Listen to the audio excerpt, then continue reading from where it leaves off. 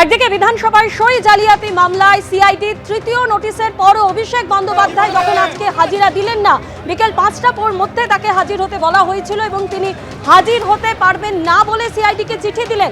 আর তারই মধ্যে অভিষেক বন্দ্যোপাধ্যায় ঘনিষ্ঠ জাহাঙ্গীর খান, যাকে আপনারা জানেন গতকালই নেপালের পানি ট্যাঙ্কি সীমান্ত থেকে গ্রেপ্তার করেছিল এসটিএফ, তাকে ৫ দিনের পুলিশ হেফাজতের নির্দেশ দিল আদালত।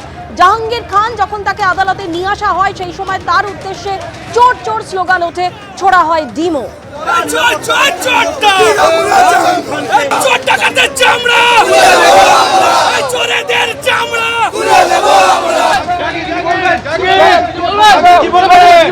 জাহাঙ্গীর খানকে কিন্তু আদালত থেকে বের করা হচ্ছে এবং বের করার সময় একেবারে দেখতে পাচ্ছি আমরা জাহাঙ্গীর খানকে ঘিরে চোর চোর স্লোগান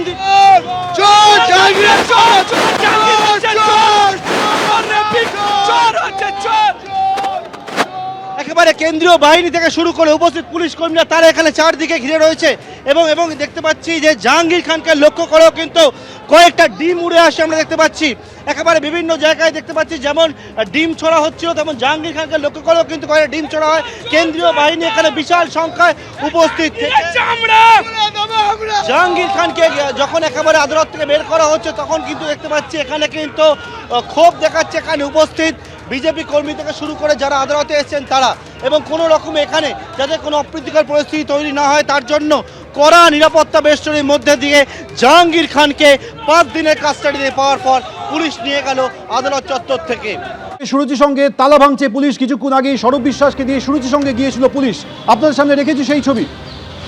চাবিওয়ালা ডেকে এনে এই মুহূর্তে সুরুচির সঙ্গে তালা খুলছে পুলিশ। আজ দুপুরে কিছুক্ষণ আগে সৌরভ বিশ্বাসকে নিয়ে তল্লাশিতে যায় পুলিশ, নিওয়ালিপুর থানার পুলিশ যায়। এই মুহূর্তে সুরুচি সঙ্গের গেটের তালা খোলা হচ্ছে।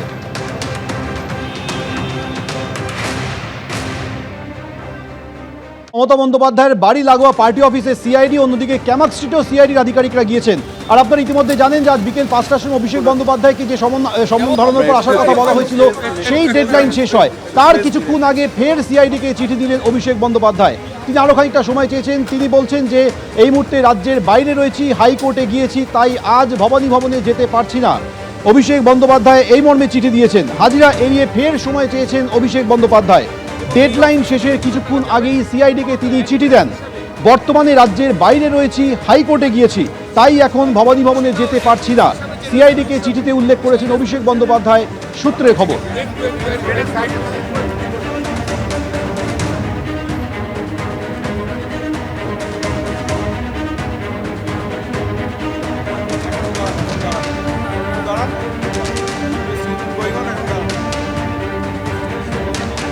এবিপি আনন্দ, এগিয়ে থাকে, এগিয়ে রাখে।